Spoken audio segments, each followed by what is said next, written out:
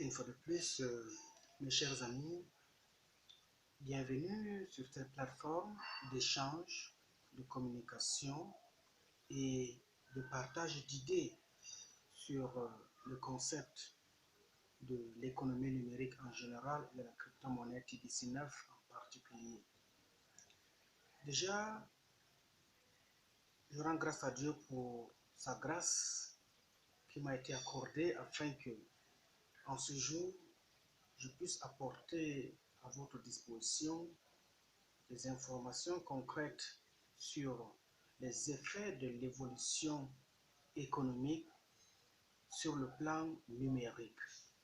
Déjà, sur l'évolution de l'idée de justice, où se trouve associée l'idée d'égalité et l'idée de distribution de TBC9, on peut faire deux remarques, c'est-à-dire la règle tenue pour essentielle qui est celui de ne nuire à personne et donner à chacun ce qui lui est dû.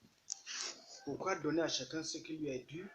Parce que la crypto-monnaie TBC9 est considérée comme une mesure de révolution économique en elle-même. Et les crypto-monnaies en général, à l'instar de TBC9 en particulier, ne reçoivent leur signification et leur valeur morale que de leur contenu à travers les membres qui la constituent. Or, ce contenu ne leur est fourni a priori par une sorte d'intuition naturelle, ni par une estimation immédiate de l'utilité commune. Il leur vient de la réalité sociale existante à chaque époque, et après avoir immédiatement compris que l'utilité commune est un enjeu majeur pour le bien-être de tous, il est donc une importance capitale que vous puissiez comprendre que les progrès de la justice sociale ne peuvent donc pas être attribués comme un facteur d'obligation, mais une opportunité volontaire où chacun s'inscrit dans le cadre de l'épanouissement personnel d'abord et ensuite dans celui de son entourage le plus immédiat. Déjà, il faut comprendre une chose que,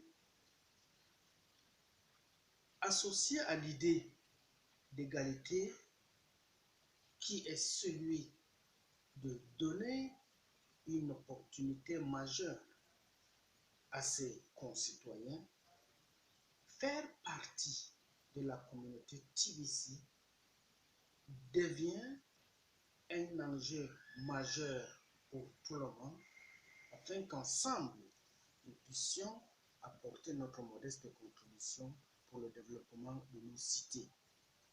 La conception de la justice n'est d'ailleurs pas moins à celle de la charité à laquelle on a longtemps classé ou bien comparé. Parce que lorsqu'on parle de la justice sociale, c'est d'abord comprendre l'enjeu et l'importance du bien-être personnel d'abord pour soi-même et ensuite concevoir le bien-être aussi de son prochain. Raison pour laquelle, lorsque le TBC9 nous a été donné comme opportunité principale, comme pierre angulaire du développement communautaire, nous nous sommes dit que non, au lieu de pouvoir voir sous cet angle où chacun se doit une opportunité personnelle en termes d'égoïsme, il faut partager l'information, il faut vulgariser le concept pour qu'ensemble, nous puissions chacun trouver le point fondamental, le point fédérateur sur lequel on peut comprendre et mieux étudier les facteurs d'un développement endogène. Et lorsque les facteurs de développement endogène sont déjà cernés et libellés comme tels, nous pouvons maintenant, chacun à son niveau, apporter sa stricte contribution, minime soit-elle, afin que les projets sociaux de base soient élaborés. Alors, dans ce chapitre-là, c'est cette conception qui est fondée sur la connaissance du droit qui est en fait inséparable d'un sentiment communautaire, c'est-à-dire d'une activité ordonnée, du bien que ce soit pour soi-même ou bien pour autrui. Le dépassement de l'égoïsme et la réalisation d'un bien-être communautaire sur le plan économique préoccupent beaucoup plus les concepteurs de projets TBC.